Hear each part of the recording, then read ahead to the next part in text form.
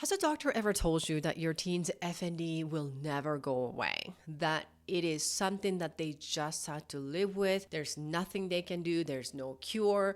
It is permanent. Therefore, just live with it and then maybe learn to cope with it. If that is the case, let me tell you why that is completely wrong. In today's video, I'm going to break down what they get so wrong so then you can actually help your teen recover from FND. So let's dive in. Hi, my name is Dr. Lee. I'm a pediatric health psychologist and the founder of Teen FND Academy.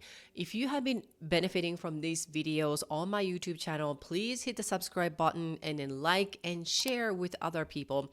This is the best way to let these doctors know that they're actually wrong and you can actually help your teen get better from FND. So speaking of doctors think FND is rare. Here's the deal. I hate to say it, but it's not. It seems like you're the only one or your teen is the only one who has FND on the planet. And many times this is what happens. Many doctors dismiss the FND as a diagnosis, or this is just a psychological, or it's just a stress, or it's just anxiety, or it's a trauma or whatever, mostly because they're not trained in it. So they can't see anything. And so they don't know what else to think of. They're kind of like a scratch in their head moment. And to be honest, FND is one of the most common neurological disorders in neurology clinic. It's not the most common diagnosis per se, like headaches and migraines, and things like that, but pretty up there. So it is not really rare, even though you feel like you're totally the only soldier on the planet. Trust me, it is not. And number two, doctors generally focus on testing and diagnosis, not necessarily treatment. So here's the deal. MRI and blood work can come back normal, right, with FND, even though it's like shocking. Oh my gosh, what does that mean? However, because of the numbers or lack thereof, any findings, many doctors assume nothing is wrong. Like if they can't see it, it's in their head. It's all psychological, the whole world infamous statement. The real issue here is the brain is a function. It's not the structure. That's the problem. So again, it's the hardware that's not a problem. It's the software, communication, the function, how it's firing or not firing, and how it's wired because of the firing or unwired or cross-wired problems. That is a problem. And this is also where some families get confused. Like they tell me, we're working with a neurologist. I hear this all the time. That is great. It is awesome. And the question I have always is that what are they actually doing? Like these neurologists, are they actually treating, or are they just sort of like your point of contact person, but not really doing anything to treat other than,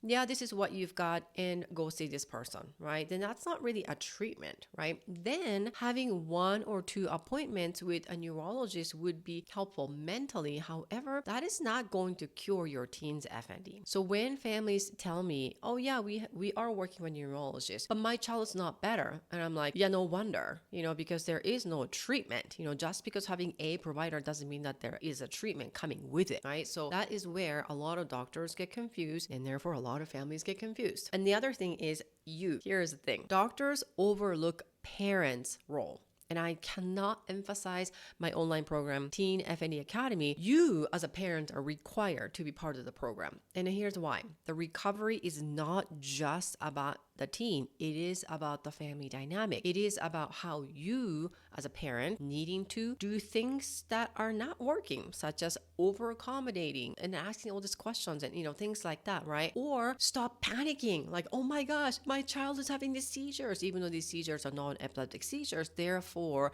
it seems really odd, but there is absolutely no structural and then physical damage to your child's brain, but it seems very terrifying. So the parents are panicky and then calling me, oh my gosh, we don't know what to do. We need to stop this from happening. Otherwise, we need to send her to 911.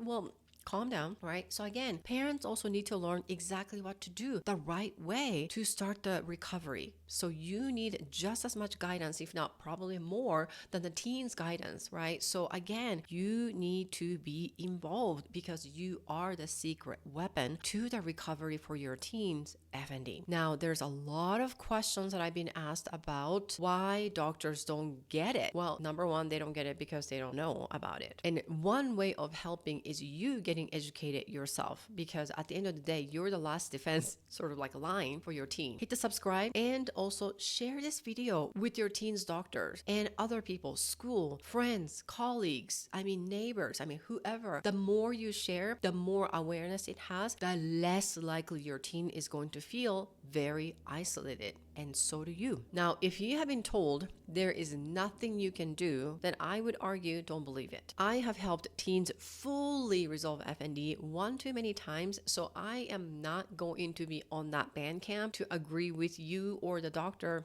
Yeah, there's nothing you can do. So you kind of have to live with it. I am the living proof as well. So if you want to learn more about what you can actually do to help your teen and the teen recover from FND, then click the link below to learn more about Teen FND Academy. You might be a good fit, and then maybe you're ready to work with me. If that is what you want, if you want my help to get better, to get your child back, then click the link below to schedule a call to talk to me. Well, thank you so much for watching this video, and I will see you in the next video.